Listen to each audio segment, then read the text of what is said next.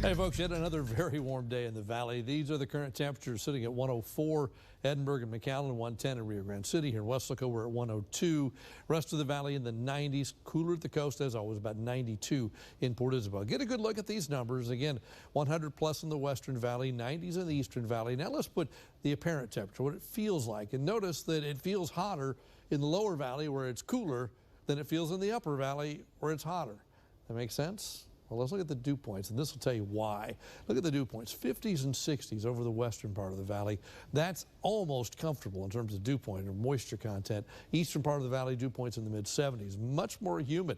Make the drive from Weslaco to Harlingen. You can feel the difference when you get out of the car. It actually feels hotter because the dew points are so much higher. Humidity is so much higher. So the dew points really playing a role in what it feels like outside.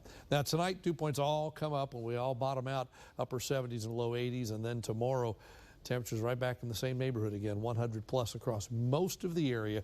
Brownsville tops out at 99, the island about 87. South to southeast winds about 10 to 20. Average highs 97 for this time of year. We're staying above that, 101 through the forecast period. Records are 103 and 102. We could touch that, but it's going to be really close. Now, the Doppler network today over land has been really quiet. Out over the water, we've seen isolated showers, but they've been well out into the Gulf of Mexico, and they really are isolated. You see a dot there, dot there. There's really quick stuff firing up. Over the land, the sea breeze, we saw it come in, but wasn't able to trigger anything. So the rest of the night should be quiet as well. And then tomorrow, I think we're looking at, for the most part, sunny skies again.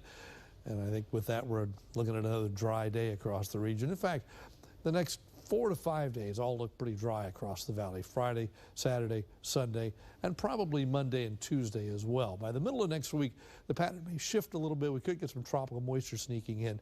That could change things. These are the rest of the numbers across Texas. Austin's 99, but San Antonio's 80. It's been raining in San Antonio today. 105 in Laredo, 102 in Del Rio, 96 up in Dalhart.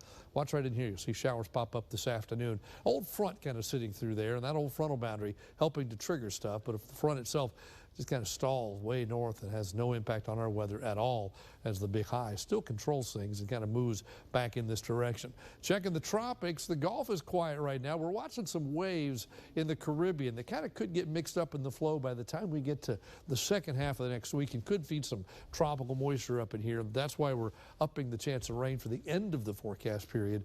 We'll have to watch and see how that's going to work out, but at least the chance for some showers finally on the horizon. We can kind of see something maybe in the long range. The Atlantic is very quiet.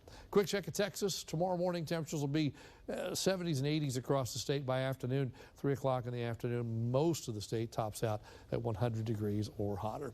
So for tonight, your AccuWeather forecast says partly cloudy, warm and breezy, a low of 80. Tomorrow back to 101. Plenty of sunshine, hot and breezy again. South to southeast winds at 10 to 20.